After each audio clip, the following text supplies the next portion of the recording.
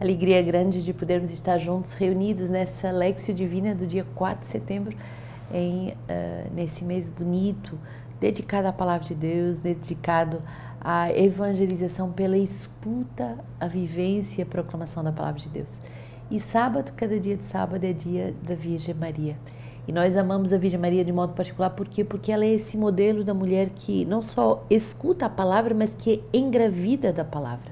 Ela dá à luz o Verbo, nosso Salvador, e por isso ela tem um lugar todo especial no nosso coração, porque queremos ser como ela. Também nós queremos engravidar da palavra, também nós queremos viver a palavra para poder proclamá-la. Hoje, a palavra que nos é dada, Colossenses 1, 21 a 23.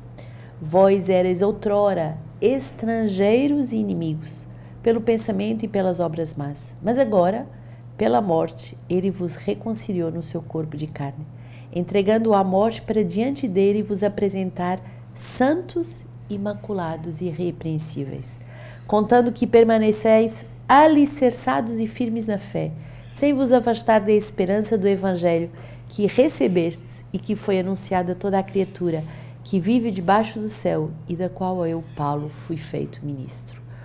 Palavra muito forte, é um condensado. Paulo faz essas fórmulas condensadas para nos dizer verdades essenciais. Como é que podemos ser santos, imaculados, irrepreensíveis, nos mantendo alicerçados, firmes na fé, sem nos afastarmos da esperança do Evangelho? O Senhor quer verdadeiramente fazer de nós uma construção sólida, uma construção que permanece para sempre, uma construção que é capaz de se manter firme, alicerçada, arraigada. A vida é como um tempo onde podemos passar por tempestades.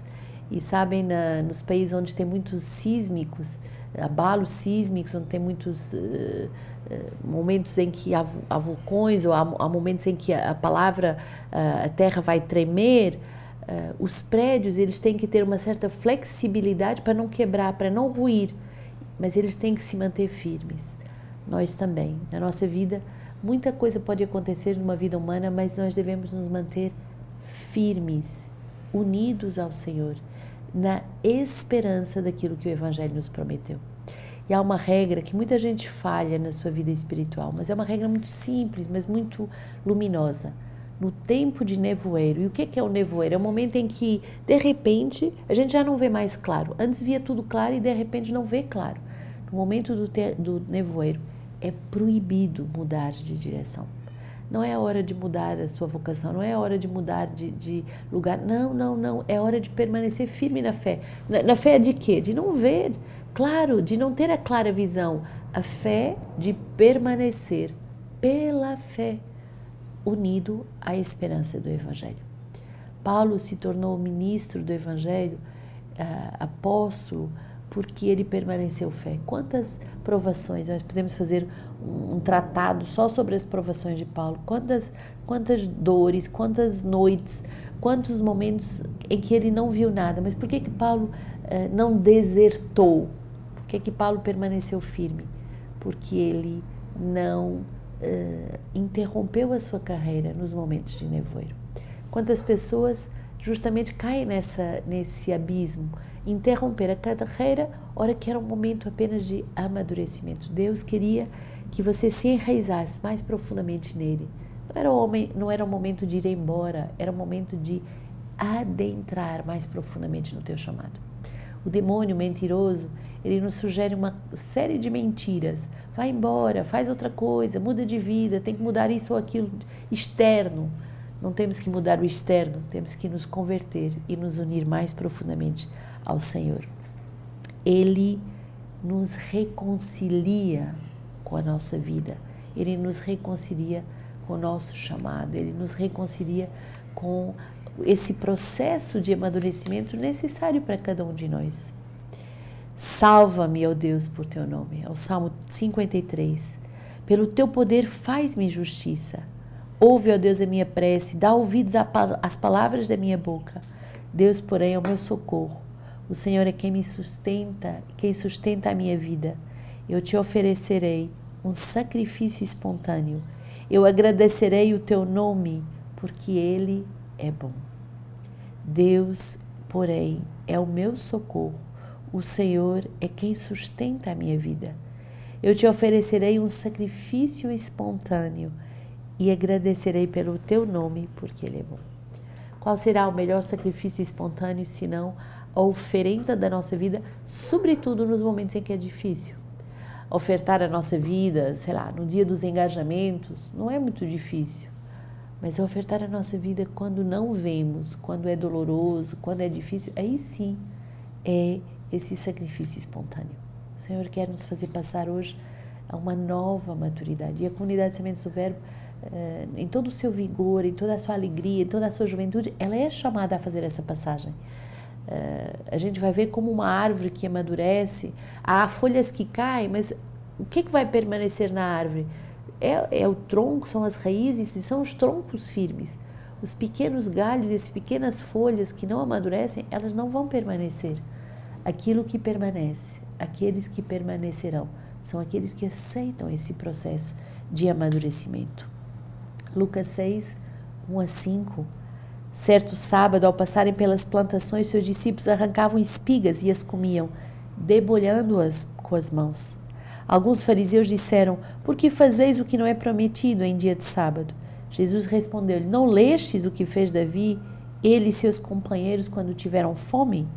Entrou na casa de Deus, tomou os pães da proposição, comeu-os e deu-os aos companheiros, esses pães dos quais só os sacerdotes podem comer. E dizia-lhes: o Filho do Homem é Senhor do sábado. Esse contraste entre a lei e a lei do Espírito é algo que nós vamos viver muitas vezes na nossa vida. Não podemos amadurecer se queremos viver uma vida apenas legalista, tolhida pelas leis. E muitas vezes leis que não veem o coração, que não veem nem a intenção do coração de Deus. Devemos reger a nossa vida pela lei do Espírito. E a lei do Espírito vai nos obrigar a muito discernimento. É muito mais difícil viver pelo Espírito do que apenas seguir uma série de normas e preceitos. 613 mandamentos da lei dos judeus, e cumprindo aquilo tudo vamos ter a plenitude? Não. A lei é boa, mas ela nos obriga a ir mais longe. Essa lei do Espírito. A lei que exige que estejamos de joelhos e que peçamos conselho ao bom Deus. A lei daqueles que aceitam se deixar interpelar pelas situações, e aqui era uma situação de dificuldade, para viver verdadeiramente a vontade de Deus. Muitas vezes, numa vida consagrada, numa vida cristã, autêntica, vamos estar assim, diante de Deus, de joelhos, precisando de discernimento, precisando de saber qual a vontade de Deus nesse momento. Porque só a regrinha, só a leizinha não funciona. Nós precisamos dessa lei do Espírito, dessa manifestação, dessas soluções inspiradas que Deus quer nos dar naquele dia, para aquela situação concreta.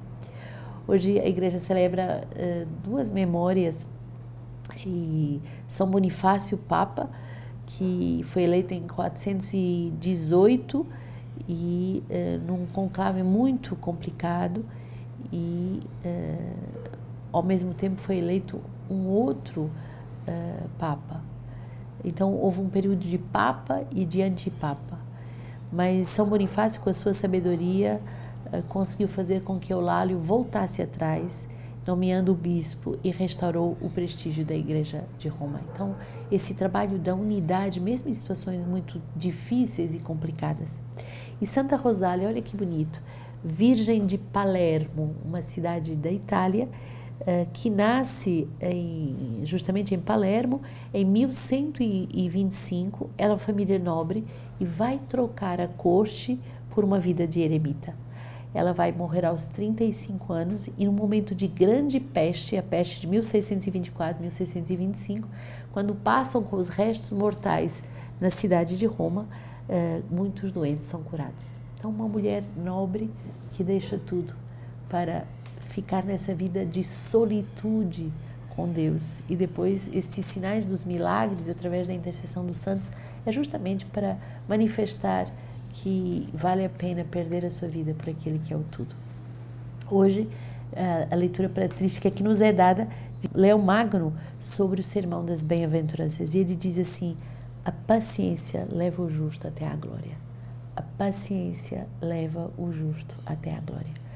Então, bem-aventurados os que choram, bem-aventurados os mansos, porque a paciência leva o justo até a glória. E a palavra paciência vem da palavra patis, quer dizer sofrer, sofrer as demoras de Deus, sofrer as situações, sofrer, aceitar, passar por isso.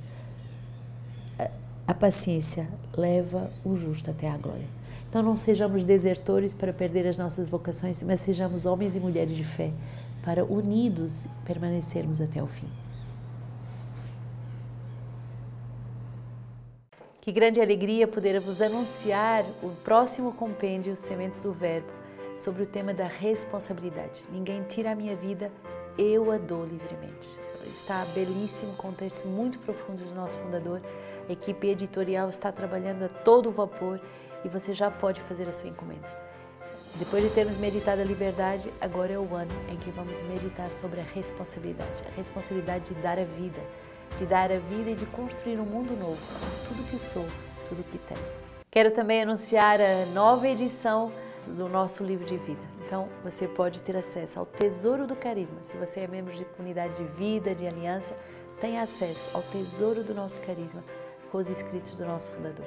Encomende já. E por último, o último livro de Dom Alberto, que vai sair agora para o Círio de Nazaré, Conversas com a Virgem Maria. Um livro belíssimo sobre a intimidade que somos chamados a ter com nossa mãe, a Virgem Maria.